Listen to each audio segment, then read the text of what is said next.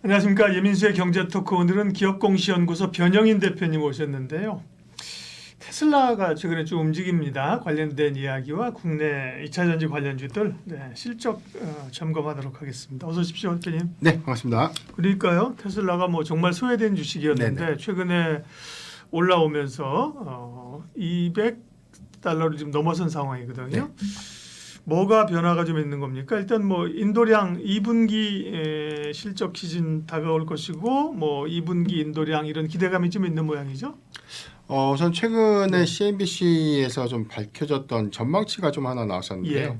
월스트리트 컨센서스에 따라서 뭐 테슬라 2분기 인도량은 45만 대로 좀 추정된다. 그래서 네. 이게 전년 동기 46만 6천 대 대비해서는 뭐 3.4% 정도 좀 감소될 것이다라고 좀 밝혀졌는데 이게 우리가 2분기 목표량인 대비해서도 소폭 좀 감소될 수 있다라는 우려감들이 좀 제기가 좀 되고 있는 상황입니다. 이 전기차 수요 부분이 뭐 유럽 시장에서 계속해서 뭐 1분기에 이어서 2분기까지 전기차 수요가 좀 계속해서 좀 감소되고 있다는 측면들, 여기 더해서는 뭐 보조금에 대한 정책 관련된 어떤 이슈도 변하지 못하고 있고 축소되거나 폐지됐던 부분들이 좀 더 확장되다 보니까 아무래도 이게 상반기까지에 관련된 인도량, 즉 인도량과 판매량, 그다음에 뭐 공급량 등 전체적인 어떤 상황들이 다 감소할 수밖에 없는 그런 상황이 아닌가라고 좀 보이고, 지난 1분기 기점에서는 한 전년 동기 대비 8.5% 정도 감소됐던 38만 6천 대. 그런데 뭐 45만 대의 인도량 추정이면 지난 1분기 대비해서는 좀 네. 상회할 수 있는 부분이긴 한데 이게 시장의 어떤 목표치보다는 좀 더 하회할 수 있다라는 어떤 우려감들이 좀 작용이 됐고요. 두 분기 연속으로 이 차량 인도량이 좀 감소될 수 있다라는 우려감이 좀 부각됐음에도 불구하고 뭐 어쨌자 테슬라 주가를 보면 한 5.98포인트 좀 상승했던 흐름들을 좀 보여주고 있기 때문에 네. 일단 뭐 인도량에 관련된 어떤 확정치를 발표 좀 앞두고 있는 상황이긴 하지만 시장의 대체적인 어떤 반응들은 월가가 예측했던 컨센서스에 좀 부합하지 않을까. 네. 자, 그런 부분들이 다소 좀 안도하는 흐름들이 아닌가라 좀 보고 있습니다. 갑자기 뭐 좋아진 그러니까 판매량이 엄청 인도량이 늘어난 건 아니지만 네네. 선방하는 모습인 것 같고 그죠? 네. 주가도 많이 빠졌고 네. 또 뭐 일론 머스크가 약간 친 트럼프 성향을 보이는 것 같다 이러면서 그죠? 네네. 트럼프의 입지가 좀 좋아지면서 뭐 이런 것들로 인해서 반등을 좀 하는 것 같습니다. 그리고 이제 판매량도 그렇고 수익성 개선을 위해서 테슬라가 그 감원 지난번에 계속 했었잖아요. 네네. 네. 그런 것들은 시장에서는 어쨌든 간에 뭐 투자자 입장에서만 보면 나쁘지 않게 보는 모양이죠. 일단 뭐 두 가지 측면일 것 같아요. 네. 일단은 뭐 CNBC에서 예측했던 부분들은 1분기에 이어서 2분기에도 판매량이 감소했다. 그러니까 인도량이 좀 감소됐다. 이 네. 부분은 분명 2분기 실적 기조에서는 전체적으로는 한 5% 정도가 좀 감소될 수 있는 요인이다라고 예. 분석되고 있는데 세부 항목이 더 중요할 것 네네, 같습니다. 뭐 그렇죠. 전체적인 어떤 시장이 안 좋은 거, 유럽이 안 좋은 건 다 알고 있었지만 미국 시장은 어떻게 되고 뭐 중국향 매출은 좀 어떻게 되고 있을까 이 부분이 좀 중요한데 네, 좋습니다. 우선 뭐 유럽의 경우에는 독일을 포함해서 한 주요국 한 15개국을 좀 대상으로 좀 봤을 때면 차량 인도량이 한 9만 7천 대 정도. 그래서 16만 3천 대를 공급했던 지난 2분기 대비해서는 굉장히 좀 많이 좀 감소를 한 겁니다. 작년 대비해서 한 40% 정도 좀 감소가 됐다로 좀 밝혀지고 있고, 유럽과 중국 시장에 관련된 어떤 차량 인도량 부분들은 뭐 유럽이 가장 크게 좀 감소하고 있지만 중국이랑 미국에서는 소폭 증가했다는 데이터들이 좀 나오고 있는데 네. 아직 이 집계치는 아직 확정되지는 않았지만 추정치 관점에서는 오히려 시장의 전망치를 조금은 웃돌 수 있지 않을까. 그래서 우리가 5월 달에 전기차 판매량에 관련돼서 뭐 GM이라든가 포드의 경우에는 오히려 시장 전망치보다 좀 양호한 판매량을 좀 기록했기 때문에 이게 유럽에서는 비교적 좀 이 부정적인 어떤 이 부정적인 어떤 업황 회복을 좀 논의로 하더라도 중국은 비교적 좀 선방하고 있는 흐름들, 그리고 북미 시장은 그래도 비교적 견조한 흐름으로 좀 이어지지 않을까라 좀 보고 있는데 네. 자, 이 부분 때문에 사실 1분기와 2분기 걸쳐서 한 14% 정도 전체적인 어떤 인력의 한 14%를 감원하겠다라고 좀 발표했던 부분들이 아마 이번에 최종적인 어떤 실적 발표를 좀 기점으로 보면 전체적으로 한 20% 정도를 감원할 수 있다. 그러니까 총량이죠. 그렇다면은 우리가 좀 하반기에 기대할 수 있는 부분들은 일단 뭐 주력 모델에 대한 이 디스카운트 정책도 아직은 뭐 실패한 것처럼 보이고, 그럼에도 불구하고 좀 차량 판매량들이 좀 더 크게 좀 증가되지 못했던 부분들이 수익 지표의 훼손으로 좀 이어질 텐데 이런 어떤 구조조정 여파로 인한 어떤 수익성 개선은 3분기 기점부터는 조금 더 완화된 어떤 흐름으로 좀 이어지지 않을까라고 보고 있기 때문에 다만 단순하게 뭐 감원에 관련된 이슈들이 향후에 어떤 생산량의 연동 효과들이 좀 떨어질 수 있다는 어떤 우려감들이 좀 있지만 저는 지금 뭐 총량 관점에서의 관련 수익 지표를 좀 비교적 테슬라가 잘 관리를 하고 있다고 좀 보고 있기 때문에 긍정적이다라고 좀 보고 있습니다. 네. 직원들은 20% 감원하고, 네. 본인은 뭐 스톡옵션인가요? 뭐 엄청 보너스 받고, 네네. 대단한 일론 머스크입니다. 네. 중국 쪽도 이제 뭐 미국은 뭐 나름 그래도 친환경에 대한 보조금도 받고 그런데 유럽은 어려움이 있고 중국도 이제 중국 자체 내 그 네. 전기차 회사들이 많잖아요. 네네. 경쟁이 치열할 거고 그래서 중국에 꽤 공을 들이는 모양새입니다. 요즘 뭐 자율주행 관련해서도 그죠? 네네. 중국 정부하고 소통하고 유럽 쪽이 관건일 것 같은데 유럽은 뭐 전기차 아까 말씀하셨지만 전기차에 대한 친환경 정책도 좀 후퇴하는 측면이 있고 네네. 또 유럽이 중국하고의 어떤 약간 최근에 관세 분쟁 이런 거 있잖아요. 그렇죠. 이것도 테슬라에게는 긍정적인 요인은 아니겠네요. 이게 좀 두 가지 측면에서 네. 좀 해석을 해볼 수 있는데 뭐 지금 중국에 관련된 고위력 관세 부과, 뭐 상계 관세라고 해서 뭐 7월 중순부터 일정 가이드라인 잡히고 이제 8월부터 좀 부과한다, 뭐 그런 이슈가 좀 나오고 있는데 네. 지금 이게 이 내용을 좀 깊이 우리가 좀 파악을 해보면 네. 중국에서 만든 전기차, 그 중국산 전기차 플러스 중국에서 만든 배터리 셀이라든가 소재. 그런데 공교롭게도 지금 유럽향 수출 비중이 좀 더 높은 테슬라 주력 차종들 중에 일부가 상당수가 상하이 기가팩토리에서 만들어집니다. 테슬라는 미국 차인데도 그렇죠. 생산을 중국에서 하면 그게 이제 그렇죠. 관세 부과의 대상이 되는군요. 예. 그래서 이 부분에 대해서도 동일한 어떤 이 규정으로 좀 적용을 하게 되면 네. 테슬라가 상하이 기가팩토리에서 만들어진 이 차량은 똑같이 중국산 전기차로 인식되기 때문에 고일에 좀 관세 부과. 그래서 지금 가뜩이나 1분기, 2분기에 지금 이 유럽향 인도량이 계속해서 좀 감소되고 있는 부분들, 가격 정책까지 적극적으로 좀 펼쳤음에도 불구하고 이런 부분이 뭐 고일의 관세 부과에 관련된 이슈가 좀 더 부각되면 하반기에 더 어려워질 수 있는 것 아닌가라는 어떤 우려감들이 좀 제기가 되고 있는데 네. 그래서 지금 나오고 있는 키워드가 지금 특별관세. 그러니까 우리 것만 완화해 주세요라는 어떤 검토를 좀 요청을 한 상태고 지금 유럽에서 이 부분에 대해서는 적극적인 어떤 검토를 좀 추진하겠다. 그래서 지금 테슬라의 일부 차종에 한해서는 사실상 고율의 관세부가 아닌 뭐 기존의 어떤 방식과 좀 유사한 형태의 어떤 관세 어떤 적용을 좀 하지 않을까라고 좀 보고 있는데 아직 해당 부분들은 좀 확정된 것들은 아니기 때문에 조금 더 추이를 좀 지켜봐야 될 것 같고요.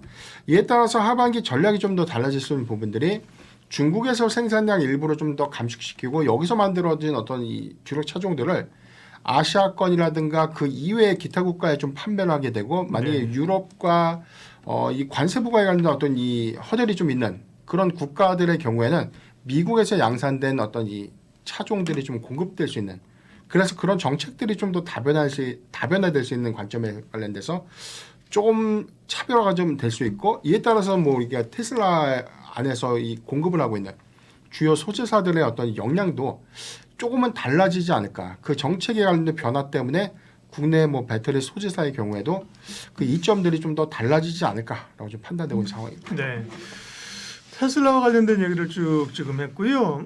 테슬라가 사실 강하게 좀 움직이기 전에 리비안 주가가 반응하면서 강하게 올랐어요. 네네. 폭스바겐에 투자한다는 얘기도 있었잖아요. 네네. 이거는 이제 전기차가 이제 어떻게 보면 그동안은 레거시 업체들 말고는 네네. 테슬라만 있었는데 그죠? 네네. 리비안이나 다른 쪽도 조금 좋아지고 있다는 시그널로 봐야 되는 건지 의미 좀 해석해 주세요. 저는 굉장히 좀 상징적인 의미가 네. 크다고 좀 보고 있던 게 리비안의 경우에는 2009년도에 창업을 하고 난 이후에 한 번도 순익전을 좀 못했어요. 네. 계속해서 좀 적자를 좀 잃었고 여기에 더해서는 뭐 비용 관련된 이슈가 계속해서 좀 부각이 됐고 강도 높은 뭐 구조조정도 그 전에도 뭐 계속해서 좀 추진이 좀 됐다가 생산 단가에 관련된 이슈가 해소가 됐고 올해 안에는 흑자 전환을 좀 이룰 수 있다는 어떤 긍정적인 평가가 리비안의 추세 전환점으로도 작용을 했는데 여기에 대해서는 뭐 폭스바겐이 7조 원대 투자를 좀 결정했고 미국 내 합작 공장을 설립해서 2030년도에 어떤 주력 차종을 좀 세분화해가지고 시장을 좀 공략하겠다는 어떤 전략들이 좀 더 가셔야 됐던 부분들. 그래서 좀 리비안이 주력으로 좀 이 강점을 갖고 있는 차종이 스포츠 유틸리티 차량, SUV 차량이랑 전기 픽업 트럭 차량인데 이게 미국 시장에서 굉장히 좀 큰 인기를 얻고 있는 어떤 이 모델군이기 때문에 네. 미국 시장을 좀 기점으로 해서 폭스바겐에 좀 공격적인 투자가 좀 확대되지 않을까. 그래서 저는 오히려 지금 테슬라가 시장의 어떤 이 선도 어떤 뭐 해당되는 뭐 2차 전지의 뭐 거의 뭐 핵심 지표라고 좀 볼 수 있는데 리비안의 이런 변화들은 굉장히 좀 2차 전지의 어떤 이 캐즘 현상들이 좀 지속됐음에도 불구하고 오히려 추세를 좀 더 돌린다는 관점에서 좀 긍정적인 지표가 아닌가라고 좀 보고 있는데 여기 더해서 리비안이 뭐 첨단 소프트웨어 중심의 어떤 차량을 출시하겠다. 그래서 기존의 어떤 전기차 라인업에 대한 스펙업을 통해서 오히려 좀 새로운 차종 그리고 우리가 좀 익히 좀 강조하고 있는 뭐 이 소프트웨어 중심 SDV 전장화의 어떤 이 전환이 좀 더 가파르게 좀 이어지는 시점에 순응해서 연구 개발에 좀 더 몰두를 하겠다라는 어떤 본격적인 전략들이 좀 중요하지 않나라 좀 보고 있습니다. 2분기 테슬라의 어떤 부진한 실적들에 관련 점에서는 우리가 뭐 익히 좀 다 알고 있던 사실이었던 네. 부분이고 아마 인도량이 확정된다고 하더라도 저는 시장의 큰 영향들은 제한적이지 않을까라 좀 보고 있는데 네, 주가 측면 얘기를 좀 해주세요. 그렇죠. 그러면 예. 전체적인 상황들이 지금 뭐 테슬라에 관련해서 뭐 굉장히 뭐 좋은 이슈보다는 계속해서 뭐 노이즈 이슈가 좀 더 많았던 것들이 사실이었고 목표 주가의 경우는 뭐 최근에는 뭐 $50가 뭐 적정하다는 뭐 그런 어떤 뭐 부정적인 어떤 리포트도 좀 네. 메시지가 좀 있었죠. 이제 이럼에도 불구하고 최근에는 오히려 목표 주가가 한 $275 정도 좀 상향되고 있는 부분들. 그래서 올해 상반기도 어렵고 하반기에도 비교적은 좀 어렵겠지만 그래도 양호한 하반기가 기대가 된다는 관점 그리고 단기적인 실적 관점보다는 성장성에 좀 더 주목을 해보자라는 어떤 포인트들이 전체적인 어떤 테슬라의 어떤 기대감으로 좀 작용을 하고 있고 전반적인 부분에서 뭐 미국 증시 안에서도 전기차 완성차 업체들의 어떤 이 수급이 완화될 수 있는 어떤 효과로 좀 이어지지 않나라 좀 보이기 때문에 저는 상당히 상반기보다 좀 하반기가 조금 더 기대가 된다라고 좀 말씀드리고 싶습니다. 네, 테슬라에 대해서 긍정적이십니다. 그리고 테슬라의 전기차 부분도 그렇지만 앞서 잠깐 얘기한 것처럼 자율주행이나 네네. 또 뭐 로봇 택시, 로봇, 휴머노이드 이런 그 여러 기대감들이 사실 네네. 있잖아요. 그런 부분은 어떻게 보세요?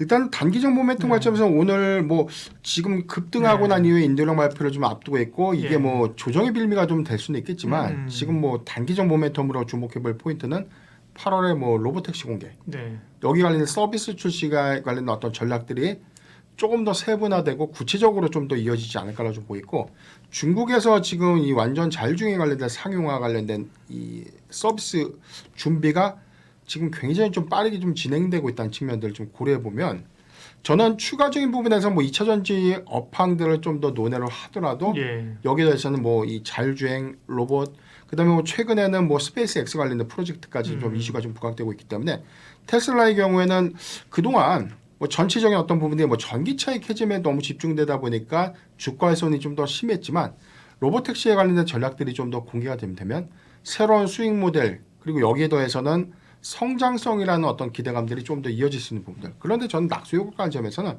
2차 전지 섹터 전반적으로도 충분히 좀 더 추세를 좀 더 돌릴 수 있는 긍정적인 어떤 시그널로 좀 작용을 하지 않을까라고 보고 있기 때문에 네, 2차 전지가 안 좋은데 테슬라만 좀 좋다는 건 좀 말이 안 되는 것이고요. 테슬라가 어렵지만 다양한 사업군에 관련된 성장성 이 부분도 우리가 좀 주목을 해야 되는 포인트지만 종국적으로는 사실 전기차를 좀 기반으로 해서 테슬라가 사업의 영역을 좀 확장한다는 관점 이 부분을 우리가 특히 더 주목해 볼 필요가 있지 않나라고 좀 보고 있습니다. 네. 글로벌 전기차 시장에 그 관련된 국내 기업들은 물론 뭐 차량으로 보면 현대기아차도 있겠습니다만 네네. 그래도 2차 전지 쪽에 그 영향력이나 주가 연결성이 훨씬 강한 거고요. 네. 애플이 오르면 뭐 LG노텍이나 BH가 오르지만 그죠? 네네. 테슬라 오른다고 현대차 오르는 건 아니고 네. 테슬라 오르면 어쨌든 이전보다는 상관관계가 줄어들었지만 2차 전지가 움직이기 때문에요. 2차 전지 얘기는 따로 좀 이제 해야 될 것 같고요. 그러면 대체적으로 사실은 미국의 이 전기차 업체들 좀 여러모로 실적이나 재무 상황이 개선된다고 리비안을 사실 분들은 별로 없을 거고 그죠? 네네. 네. 그러면 결국 이제 테슬라에 좀 관심이 있는데 지금 여러 정황들을 보면 테슬라에 대해서는 접근이나 타이밍이 뭐 괜찮다 이렇게 보시는 거네요. 그렇죠. 지금 뭐 한 $205 정도 네. 지금 전일 종가 한 예. 209달러 정도인데 네네. 지금 200달러 좀 간신히 좀 돌파를 한 거죠. 지금 예. 최근에 좀 200달러 고지를 좀 돌파를 했다는 측면들은 여기서 조금의 조정의 빌미는 좀 있을 수는 있겠지만 지금서는 예. 저는 충분히 좀 접근은 좀 가능하다고 좀 보고 있고 네. 다만 지금 대선 불확실성 관련된 이슈들이 좀 더 이 시장의 어떤 전체적인 어떤 섹터의 수급을 위축시키는 영향을 좀 작용을 했는데 전 두 가지 측면을 봐요. 지금 미국 내에서는 일론 머스크가 공화당의 어떤 극찬, 공화당을 좀 적극적으로 좀 밀고 있고 네. 이에 반해서 뭐 트럼프 전 대통령의 경우에는 뭐 IRA 정책을 관련된 아주 강도 높은 뭐 비판부터 해가지고 전기차에 관련된 업황을 그렇죠. 거의 뭐 그냥 위축시킬 것처럼 네. 이제 강한 좀 메시지를 좀 내고 있는데 이게 좀 아이러니하게 공화당의 강성 지지자인 뭐 일론 머스크가 전기차의 수장이란 말이죠. 이 부분에 관련돼서도 사실 너무 이게 좀 메시지에서는 좀 너무 강하게 좀 가미가 돼서 시장의 어떤 수급을 좀 위축시킨 요인이다라고 보이고 최근에 제가 어떤 이 리포트를 좀 봤는데 오히려 트럼프 이 행정부가 만약에 진입을 하게 되면 전기차가 좀 축소되는 것이 아니라 그 이전의 사례를 좀 봤을 때는 오히려 친환경 정책들이 오히려 좀 더 그 예산 편성들이 좀 더 확대됐던 부분들. 그런데 지금 바이든과 좀 비교를 했을 때 봤을 네. 때는 뭐 오히려 트럼프가 이런 부분들에 대해서는 너무 이제 바이든과 좀 결이 좀 다른 반대적인 어떤 성향 때문에 2차 전지 섹터 크게는 뭐 전기차, 친환경 재생에너지 다 안 좋을 것처럼 하고 있지만 예. 궁극적인 어떤 시대의 변화들은 전기차 시대라는 것들을 따라가야 된다면 저는 충분히 뭐 자국의 많은 합작법인이라든가 증설 투자를 하고 있는 미국의 입장에서는 굉장히 좋은 것인데 이걸 축소할 이유는 없다라고 예. 좀 보고 있기 때문에 2차 전지에 관련된 어떤 대선 불확실성은 너무 크게 좀 노이즈 이슈로 좀 작용된 측면이 있다고 좀 보고 있습니다. 네. 국내 2차 전지 그리고 글로벌 상황들을 좀 본격적으로 분석을 하도록 하겠습니다. 2차 전지에 대한 기대감도 있고 바닥을 좀 다지는 것 그런 또 상황도 좀 됩니다. 일단은 셀사 중심으로 해서 이 점유율이나 출하 상황들이 어떤지 5월 상황을 좀 정리를 해주셨군요. 네. 네, 일단 뭐 6월 데이터의 경우는 아직 집계가 좀 되지 않았는데 네. 5월 분이 확정이 됐고 6월 분에 관한 경우에는 거의 뭐 결이 좀 비슷하게 좀 이어지지 예. 않을까라고 좀 보고 있기 때문에 아마 상반기 지표를 좀 활용하는데 가장 좀 비슷한 흐름으로 좀 이어질 수 있는 어떤 지표가 아닌가라고 좀 보고 있습니다. 전체적으로 보면 지금 5월의 글로벌 전기차 배터리 점유율을 보면 우리가 좀 알고 있는 것처럼 뭐 이 중국의 CATL이 뭐 37.2% 좀 네. 기록을 했고요.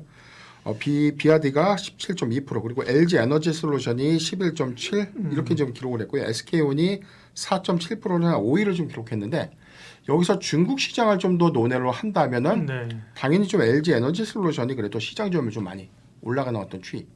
그런데 뭐 우리가 중국 시장에 관련된 부분들은 중국 전기차 부분들은 사실 뭐 글로벌 공략 부분보다 내수 시장의 어떤 그렇죠. 이 예. 침투율도 좀 높기 때문에 이 부분에 관련돼서 우리가 좀 평가를 좀 더 달리 해야 되는 부분이다라고 좀 보여지고 있고 미국의 기준으로 봤을 때 전기차 배터리의 출하량의 경우에는 전년 동기 대비해서 5월 기준 24% 오히려 증가됐습니다. 꽤 많이 늘었네요. 네네. 네.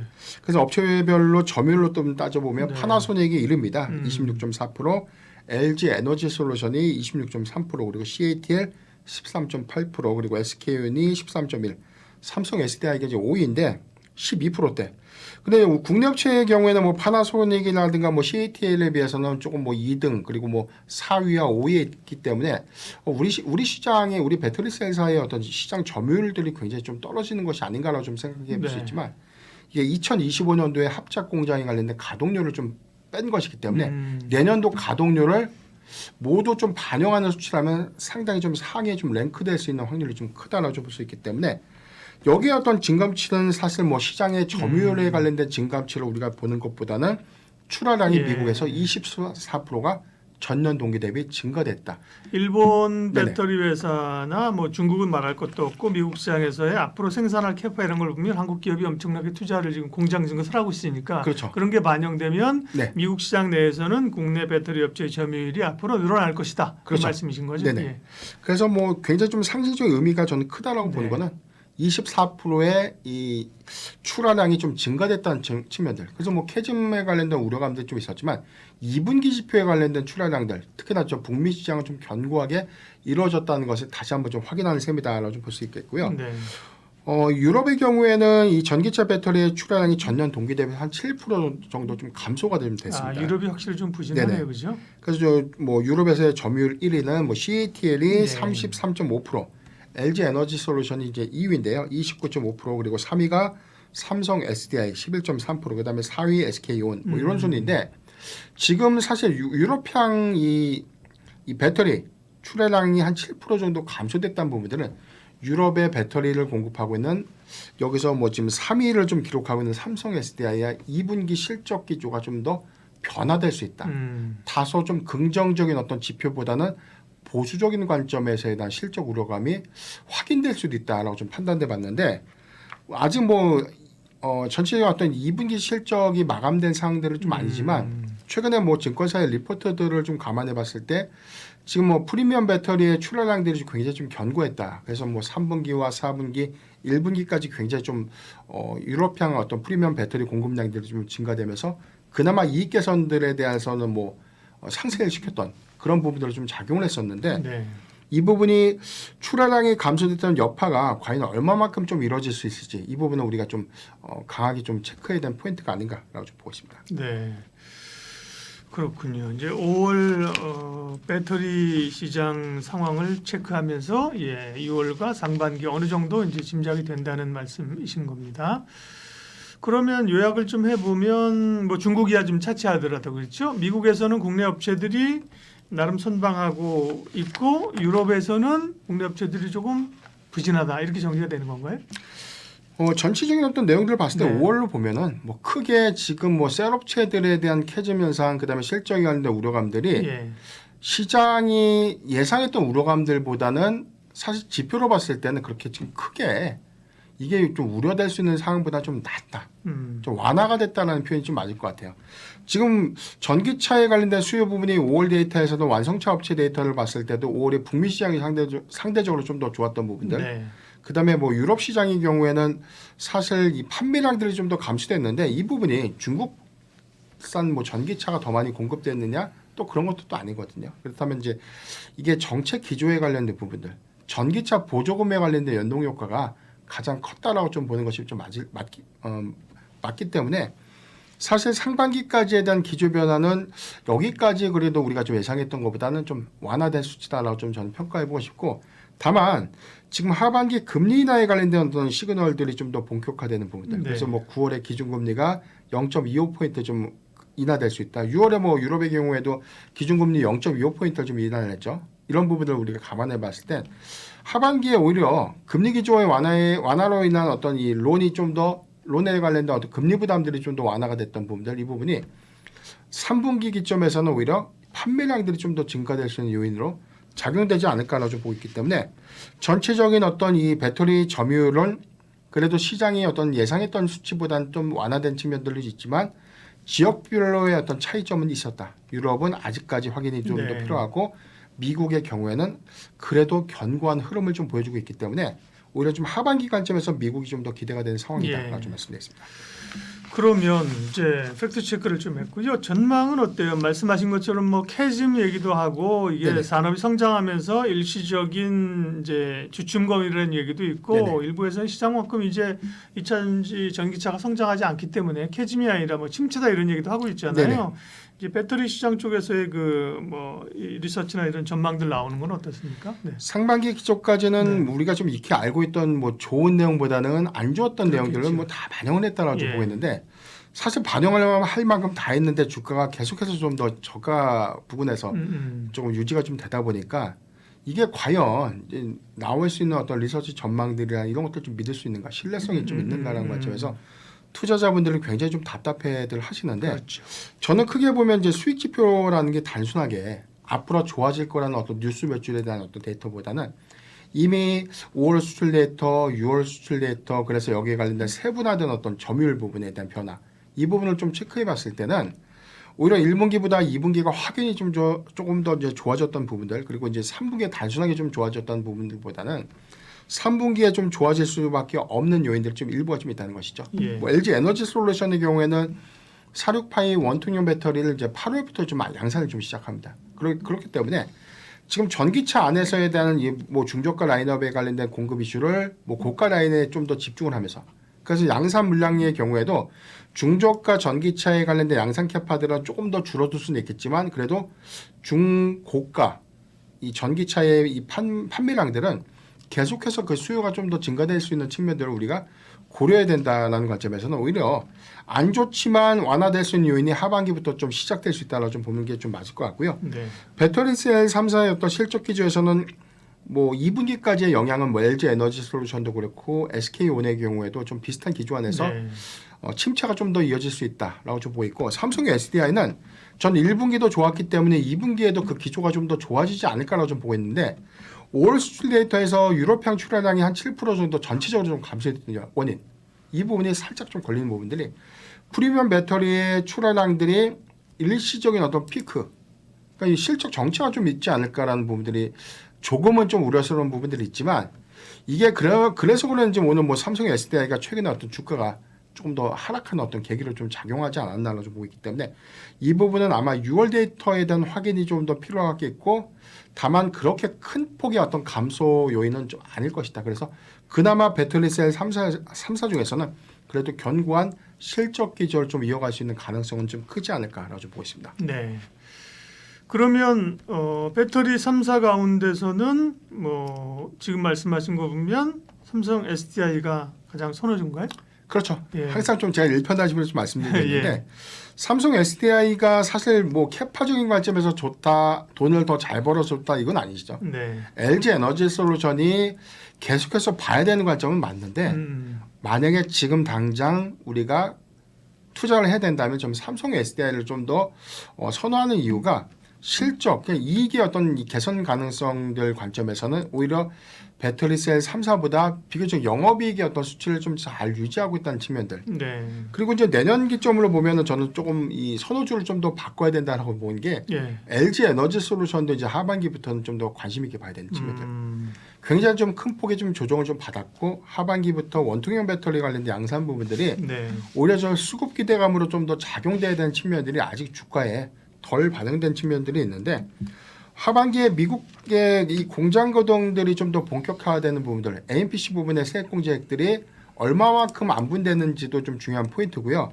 내년도가 좀 더 기대될 수 있는 부분들은 뭐 테네시주의 경우에는 GM 합작 공장 확대 부분 그리고 애리조나의 단독 공장 그리고 캐나다 스텔란티스 합작 공장들이 본격적인 가동이 내년 상반기부터 그리고 하반기까지 좀 이어진다면 LG 에너지 솔루션의 경우에는 공급량들이 좀 더 크게 증가될 수 있는 요인들 이 부분은 우리가 좀 주목을 해봐야 되겠고 삼성 SDI의 경우에도 내년부터 스텔란티스 합작 공장들이 좀 가동이 됩니다. 그래서 올해 어떤 정설 캐파보다 내년은 오히려 이제 합작 공장이 좀 가동되면서 그 캐파가 좀 더 늘어날 수 있는데 중요한 부분은 가동률이 좀 중요할 것 같아요. 그래서 지금 양산 체계는 구축해서 이제 만들기만 하면 되는데 사주지 않으면 가동률이 떨어질 수밖에 없기 때문에 고정비 부담들이 좀 더 증가될 수 있는 요인들이 있는데 네. 이런 부분들을 저는 그래서 올해 만약에 하반기부터 좀 본격적인 어떤 증설 투자 효과들이 가동을 앞뒀는데 이걸 뭐 내년으로 좀 이연시켰던 원인이 이제 바로 그런 이유가 아닌가라고 보기 때문에 고정비 부담에 관련된 이슈는 저는 상당히 좀 반영됐다라고 좀 보고 있습니다. 네. 셀사들은 보면 단기적으로는 삼성 SDI 여전히 좋게 보시고 네네. 있고요. 조금 더 길게 하반기 이후 내년을 보면 LG 에너지 솔루션이 네. 부각될 수 있다고 말씀하셨습니다. 삼성 SDI는 보면 올 초 봄에는 사실 제일 탄력적으로 강하게 올랐어요. 네, 그렇죠. SDI가 그죠? 네네. 50만 원까지 거의 50만 원, 49만 4,500원까지 찍었는데 이후에는 사실 또 힘을 좀 못 받고 같이 좀 그죠? LG 에너지 솔루션 2차 전지 여팡으로 같이 네네. 좀 이렇게 흘러내려온 국면이 있는데요. 삼성 SDI와 LG 엔솔을 좋게 보셨고 SK 이노베이션은 뭐 늘 이제 SK 이노베이션의 정유 부분하고 함께 2차 전지가 있는데 이제 2차 전지는 SK 온이잖아요. 네네. 흑자가 된다 양치기 소년으로 지금 네. 올해 1분기 실적 때도 그 얘기했는데 네네. 그룹 전체로 이제 투자에 관한 부담들 그죠? 그래서 SK 그룹 내에서의 구조 변화 이런 것들이 네네. 좀 나오고 있어서 뭐 이게 SK그룹의 그 최근에 뭐 대규모 자본 조달 구조 조정이 뭐 SK온 일병 구하기라는 거 아니에요? 그만큼 그죠? 네네. 이차전지가 그럼 결국 여기는 LG 엔솔처럼 결국은 이쪽 사업을 떼내는 모델로 가야 되는데 그죠? 아 정확하십니다. 그죠? 네. 그러려면 이제 여기도 SK 이노베이션은 갈 길이 좀 머네요, 그죠? 저는 이번에 SK ENS를 합병해서 뭐 100조 원대 그러니까요. 자산으로 예. 합병을 시켰다. 이제 거대 합병이지 않습니까? 예. 저는 이게 왜 이렇게 해야 됐을까라고 좀 곰곰이 좀 생각을 해봤는데 네. 사실 재무 구조가 좀 악화됐던 원인들 중에 하나가 배터리 사업 부분의 그렇죠. 적자폭들이 좀 더 예. 커졌던 부분들. 그런데 저는 이게 사실 올해 하반기 기점에서 영업이익의 흑자 전환을 좀 이루는 시그널들이 좀 더 있고 내년부터 일부 증설 투자 효과들이 좀 더 부각되면서 SK온 자체가 자체적으로 어떤 영업력들을 좀 더 입증하거나 뭐 어떤 재무 구조를 좀 더 개선시킬 수 있는 어떤 체질, 그럼 체력을 좀 베스트죠. 갖게 되면 예. 저는 그 다음에 수순이 LG 화학처럼 예. 분할. 그러니까. 그런데 이게 물적 분할로 가면 이제 큰 코다칠 것 같고요. 이제 그렇죠. 이제 그런 인적 것들이죠. 분할의 네. 형태로 인해서 오히려 사업 구조를 음. 재편할 수 있는 가능성들이 좀 더 크지 않을까. 네. 그래서 종국적으로는 지금 이 SK 이노베이션의 최종 종착지는 SK온을 인적 분할해서 설립하는 이슈로 좀 진행될 수 있는 부분이기 때문에 그렇죠. 이런 부분을 안에서는 SK온을 향후에 여기에 관련된 많은 어떤 비용 투자라든가 지분 투자 이후에 오히려 이제 인적 분할 이후에 대한 어떤 이 가치 이 부분을 네. SK 이노베이션이 평가 이익으로 좀 더 잡을 수 있는 요인들로 이제 가져가려고 하는 그림들이 아닐까라고 좀 보이기 때문에 예. 관전 포인트는 향후에 SK온은 인적 분할 형태로 경쟁력을 좀 입증시키지 않을까. 저는 네. 그렇게 좀 보고 있습니다. 2차 전지 가운데 또 많은 분들의 관심이 있는 양극재 쪽 이야기 그리고 2차 전지 기업들의 상승의 트리거는 무엇인지 알아보도록 하겠습니다. 셀사도 뭐 관심 있지만 어쨌든 개인 투자자들은 어떻게 보면 셀사는 약간 좀 LG엔솔 같은 경우 기관들의 어떤 투자 이런 네네. 성향이라고 볼 수 있고 네. 개인 투자자들은 양극재나 소재사 이런 쪽에 훨씬 더 관심이 있잖아요. 네네. 근데 마침 양극재 관련해서 따끈따끈한 수출 데이터가 나왔는데 이걸 가져오셨군요. 어제 네. 6월 수출 데이터가 좀 집계가 됐고 예. 세부적인 어떤 이 데이터 추이를 제가 한번 음. 분석한 어떤 자료를 좀 가지고 좀 나왔었는데 네. 우선 6월의 양극재 수출 부분 수출 중량 및 판가 모두에서 지난달보다는 증가됐다. 네. 그러니까 지난달보다는 증가가 되고 있다는 부분들이 있고 4월 대비해서 5월이 좀 좋았고 5월 대비해서는 6월이 더 좋았다라고 좀 YOY로는 아직까지 회복이 좀 아니지만 그렇죠. MOM으로 보면 회복되고 있다 이거잖아요. 예, 그렇죠. 예. 그래서 좀 내용을 보면 네. NCM 양극재 수출액이 3억 8천만 달러. 그래서 전년 동기 대비해서는 47.5%가 좀 감소됐는데 네. 전월 대비해서는 오히려 32.8%가 좀 더 증가가 됐고요. 수출 중량의 경우에서도 그러니까 전체적인 어떤 공급량들은 좀 소폭 감소했어요. 그러니까 중량은 14,000 14,000톤. 14만 톤, 14,000톤, 예, 14,000톤을 좀 기록을 했는데 전년 동기 대비 한 15.7% 정도 감소됐고 전월 대비해서는 8.7%가 좀 감소됐다. 그래서 중량은 좀 감소가 됐지만 수출액이 좀 더 늘었다. 그럼 단가가 그렇죠. 올랐다는 얘기네. 판가가 예, 증가됐다라고 좀 봐야 되는 그러네요. 부분이고요. NCM의 경우에는 오히려 이 수출 단가가 전년 동기 대비해서는 37.7%가 하락을 했는데 예, YOY는 그럴 수밖에 없고. 전월 대비에는 오히려 판가가 또 4.3% 정도 좀 상승한. 네. 그래서 우리가 지난달까지만 하더라도 이 양극재 이 수출 판가가 14개월 만에 바닥을 찍고 좀 반등했다는 기사를 한번 접해 본 적이 있었죠. 이제 근데 6월 수출 데이터를 좀 확인해 보니까 오히려 판가가 2달 연속 상승하고 있었다라고 좀 보여지고 있습니다. NCA의 양극재 수출 단가의 경우는 뭐 전년 동기 대비해서 뭐 47.2%가 하락을 했고요. 전월 대비해서 6% 정도 하락을 했는데 NCA 그리고 NCM과의 어떤 차이는 좀 있지만 전체적으로 보면은 중량 전체 총 수출 중량은 좀 감소됐지만 판가는 합산 판가는 오히려 더 증가되는 어떤 흐름들을 좀 보여주고 있기 때문에 네. 우리가 좀 예상했던 양극재 수출 데이터의 경우에는 수출 실적들이 좀 더 늘어났고 오히려 공급량도 좀 감소됐지만 이익들에 관련된 상세 관점에서는 오히려 판가가 빠르게 회복되고 있다라는 것들을 확인할 수 있었습니다. 네. 그럼 NCA하고 NCM이랑 썸을 해가지고 한번 지금 수출 데이터 한번 다시 정리해 주세요. 그럼 합치면 돼.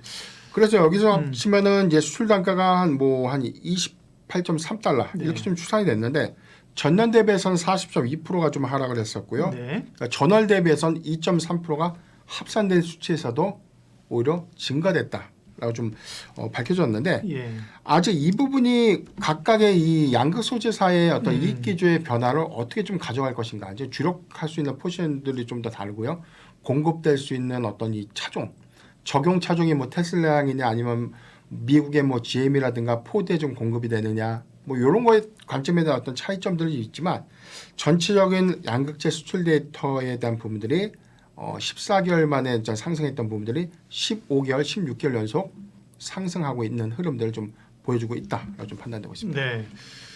양극재의 6월 수출 데이터로 최근에도 영향을 받고요. 네. 그러면 이제 뭐 이후의 전망이나 2차 전지의 상승 조건들을 좀 고려해 보도록 하겠습니다. 양극재 판가 상승이 월별로 확인됐다. 그럼 그것이 이제 계속 이어지느냐와 함께 네네. 또 이제 전기차가 계속 팔릴 수 있을 것이냐, 뭐 이런 또 대선도 있고 핵심 이슈들 좀 체크해 주세요.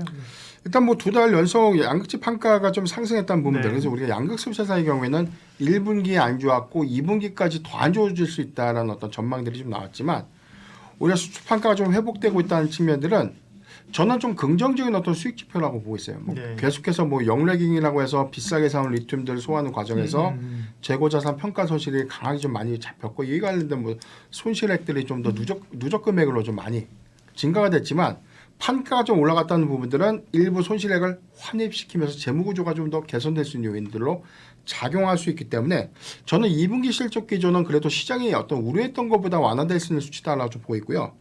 다만 전체적인 어떤 이 전기차의 판매량들을 좀 고려해 봤을 때 테슬라의 2월 인도량에 대한 확인이 좀 더 필요한 부분들, 네. 2분기 인도량이죠. 2분기 인도량에 대한 확인이 좀 더 필요가 있고 지금 미국의 경우에도 GM 같은 경우도 지금 신차 판매량에 대한 발표를 좀 앞두고 있는데 5월기쯤에서는 증가가 되는데 6월도 아마 좀 증가가 될 것인가. 네. 이 부분이 좀 관건이기 때문에 지금 북미양 뭐 수주 부분에서 뭐 셀사에 대한 출하량들이 좀 더 증가됐다는 부분을 우리가 좀 포인트를 봤을 때는 아마 미국에 있는 이 완성차 업체들, 전기차 완성차 업체들의 공급량들은 늘어날 가능성이 좀 더 크다라고 네. 좀 보이고 유럽향 포션들이 좀 더 많은 기업들. 그래서 저는 LNF의 경우에는 테슬라 비중이 좀 더 높고 오히려 유럽향 비중이 좀 더 높다는 것들을 좀 감안해 보면 이익 지표가 그래도 1분기에 이어서 2분기까지도 좀 부정적일 수 있다고 좀 보이고 포스코 퓨처엠의 경우는 미국 비중이 좀 높거든요.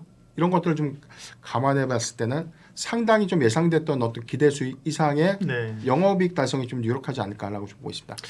기대감들은 시장에서의 어떤 센치의 기대감 뭐 사실 뭐 더 빠질까 싶을 정도로 그렇죠. 빠질 네네. 만큼 빠졌고 기대감들이 있는데 애널리스트의 시각은 아직은 부정적인 것 같아요. 조금 됐습니다만 얼마 전에 유진에서 또 에코프로 BM에 대해서 그때 목표가를 낮췄잖아요. 네네. 네, 그 얘기 좀 어떤 근거인지 조금 보고 갈까요? 예. 사실 전체적인 부분은 뭐 이 성장 요인들이 반감될 수 있다. 지금 성장 요인들을 추정했던 것보다 오히려 뭐 한 15% 정도를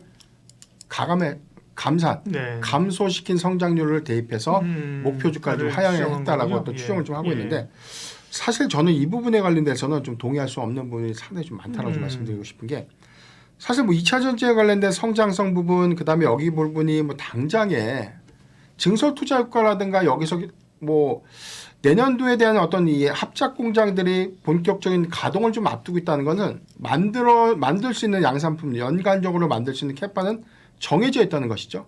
이게 뭐 풀로 돌아갈 것인가 아니면 20% 가동할 것인가 30% 가동할 것인가라는 가동률에 관련된 변수는 있지만 만들 양산 체계를 좀 준비했다는 것은 완성차 업체들이 사실상 전기차의 공급량에 관련된 어떤 목표량들을 제시했을 때 그 방향성대로 좀 흘러갈 수 있는 가능성이 좀 크다고 보고 있거든요. 네.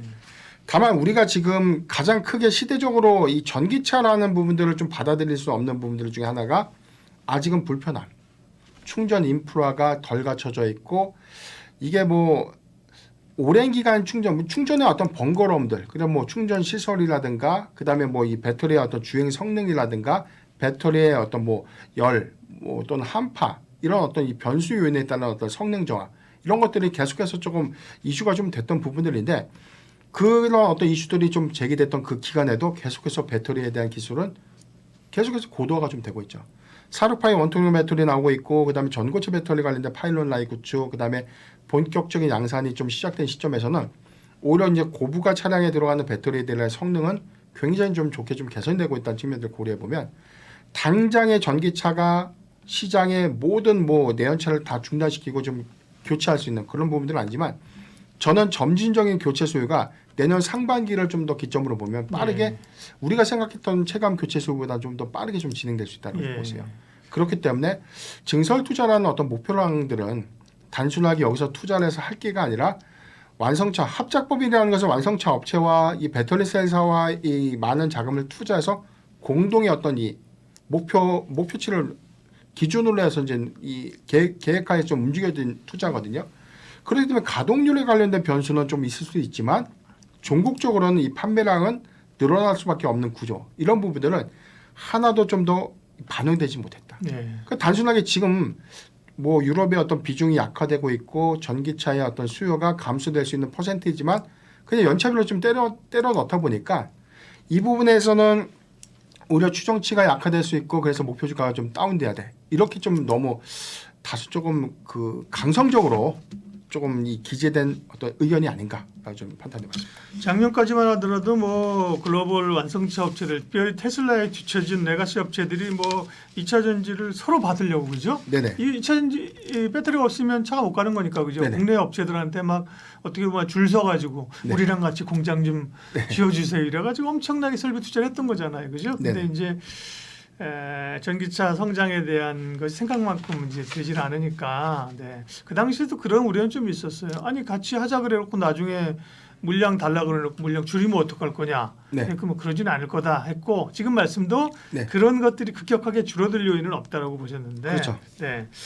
결국 이제 새로운 차에 대한 매력 말씀하신 충전의 인프라라든지 그죠? 네. 급속 충전 그죠? 꽂아서 한 10분 충전된다 이러면 할만할 텐데 지금은 그래도 잘 모르겠으나 한 1시간 정도는 충전해야 되는 건 아닌가? 그렇죠. 그렇죠. 네. 그래서 작년에도 그 얘기를 했단 말이에요. 당신이 앞으로 차를 사면 무슨 차를 살 거냐? 그러면 네. 한 3초 고민하다가 전기차를 사야죠 이랬거든요. 네. 지금은 무슨 차를 살 건가 그러면 하이브리드 그렇잖아요, 그죠? 맞습니다. 기름도 넣는데 네네. 효율도 좋고 네. 뭐 주유하는 것도 편하고 그죠? 그게 이제 현실 지금 상황인 겁니다. 그러면 소재사들 중에서는 어떤 회사들을 주목합니까? 네. 일단 양극 소재사에 대한 이 양극 수출 기업체, 판가가 예. 좀 더 증가됐던 부분들은 예. 긍정적인데 또 하나 좀 주의된 포인트들이 또 하나 있었어요. 최근에 리튬 가격이 떨어지고 있다. 아 다시 그렇죠. 그러니까 6월 기점에서 이렇게 키로당 뭐 112, 네. 112안까지 좀 올라갔던 부분들이 예. 100위안 밑으로 좀 하회를 했어요. 이제 이 부분들이 여기서 더 빠지진 않겠지만 우리가 좀 생각했던 체감은 100위안을 좀 탄탄하게 지지해주면서 여기서 좀 더 올라가길 좀 바랬는데 네. 이 부분에 관련된 부분들이 하반기에 리튬과 니켈 가격의 어떤 가격 하락으로 좀 더 이어진다면 판가가 다시금 영향을 좀 받을 수 있는 측면들 이 부분이 수익 지표라는 부분에서 긍정적으로 좀 봐야 될지 아니면 부정적으로 좀 일시적인 개선으로만 좀 판단돼야 될지 이 부분이 좀 예. 다소 좀 이렇게 확인이 좀 필요하군요. 그렇죠. 예, 예. 그 부분에 대한 어떤 의문은 좀 남아 있지만 저는 전체적인 어떤 상황들을 보면 오히려 공급량들은 하반기가 더 좋아진다라고 보고 있는 부분들이 이 완성차 업체들의 전기차 이 목표량, 양산 목표량들이 좀 더 상향됐다는 측면들. 그래서 5월 기점 그리고 6월 기점인데 뭐 GM의 경우에는 연간 40만 대를 좀 제시했던 부분들이 뭐 전체적으로 계속 판매량을 좀 감안해 봤을 때 뭐 2분기에 좀 증가됐다고 하더라도 뭐 40만 대는 좀 채 못 미칠 것이다라는 네. 전망들이 좀 나오고 있지만 이 부분에서는 뭐 사실 뭐 올해 끝난다고 해서 다 당장 뭐 내년에 더 줄일 것은 아니고 올해 이만큼 줄었기 때문에 전 내년에 충분히 물량적인 관점에서 늘어날 수 있다. 이 부분을 좀 주목을 해봐야 될 것 같고요. 예. 여기 더해서는 테슬라와 GM 포드에 관련된 관점이 좀 더 달라질 수 있고 유럽에 공급되고 있는 전기차의 어떤 모델, 뭐 포르쉐의 뭐 타이칸이라든가 뭐 아우디의 뭐 이트론 같은 차량들 이런 차종들은 저가 차량이 아니죠. 굉장히 좀 고가 차량이기 때문에 선별된 흐름으로서 우리가 좀 주목을 해봐야 될 것 같은데 네. 에코프로비엠의 경우에는 제가 계속해서 좀 강조드렸던 부분들이 코스피 이전 상장에 관련된 일정들이 하반기에 구체화되거나 가시화가 된 부분들 네. 아직까지 그런 데는 뭐 일정 부분들이 좀 가시화될 수 있는 부분들은 아니지만 차트상으로 보면 지금 20만 원 미만, 19만 원 미만에서 계속 뭐 지루한 좀 행보 흐름들을 좀 보여주고 있고 241선이라고 좀 보여지고 있는 구간이 26만 원 구간이거든요. 네. 이 부분은 저는 반드시 좀 더 지켜져야 된다고 봅니다. 16만 원이요? 그렇죠. 지금 18만 원인데 26만 원. 26만이죠. 그렇죠. 26만 원이? 네, 26만 3천원을 241선이라고 우리가 좀 판단해 봤을 때는 네. 지금 현재 주가가 18만 네네. 2,500원. 아, 그러니까 이제 그 전- 정도까지는 회복을 그렇죠. 해야 된다 이 말씀이시죠? 이전 상장 모멘텀이 네. 반영이 된다면 전 최소 26만 원까지는 단기적으로는 좀 충분히 좀 접근이 좀 가능하다고 좀 보이기 때문에 네. 이전에 우리가 LNF의 이전 상장 수급을 감안해 봤을 때 단기적으로 한 55%에서 고가 기준 한 60% 정도가 단기 상승을 좀 했거든요. 그렇다면 에코프로비엠이 뭐 캐즘 현상도 좋고 관련된 실적에 관련된 리스크 부분도 다 있고 그다음에 전기차에 관련된 노이즈 이슈, 뭐 목표 주가 하향 다 반영을 했지만 더 나빠질 수 있는 구간이 더 이상 뭐가 있을까? 이런 과정을 보면 네.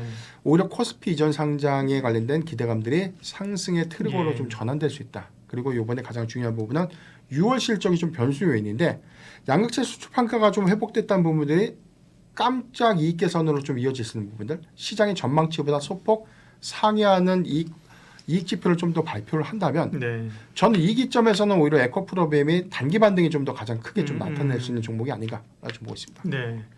수급과 가격 조정을 보면 에코프로비엠이 가장 양극재 업체 가운데서는 최선호주이고요. 네. 그리고요. 퓨처엠은 어때요? 예. 포스코 퓨처엠의 경우에는 계속해서 좀 관심을 가져야 되는 부분이죠. 실적 연동 관점에서는 뭐 올해보다도 내년이 더욱더 좀 기대가 되는 부분들. 네. 그래서 단결정 양극재 수율 부분이 지난 1분기에서도 굉장히 많은 수익 지표 개선을 이루었는데 이게 수율이 관건이었어요. 그러니까 많은 공급 물량들을 얼마만큼 좀 가져갈 것인가. 그래서 연내 기준에서는 단결적 양극재 출하량들이 현재 기준보다 40%만 좀 더 증가가 되면 저는 영업이익 지표에서는 한 10% 정도는 좀 더 상향될 수 있는 측면들이 좀 더 고려가 좀 돼야 된다라고 보고 있거든요. 네. 그렇기 때문에 프리미엄 배터리에 관련된 공급 이슈들이 단결적 양극재의 어떤 공급 이슈와 맞물리면서 오히려 그 차량의 판매량들을 우리가 좀 추산해 보면 저는 최근에 이 전기차 판매량들 좀 유심히 좀 봤을 때 조금 다르게 좀 인식했던 부분이 고가형 전기차는 잘 팔립니다. 굉장히 디자인도 굉장히 세련됐고 예. 여기에 관련된 부가 사항들이 좋은데 사람들 심리가 좀 이런 것 같아요. 슈퍼카나 고가형 차량일수록 굉장히 좀 오래 타고 싶은.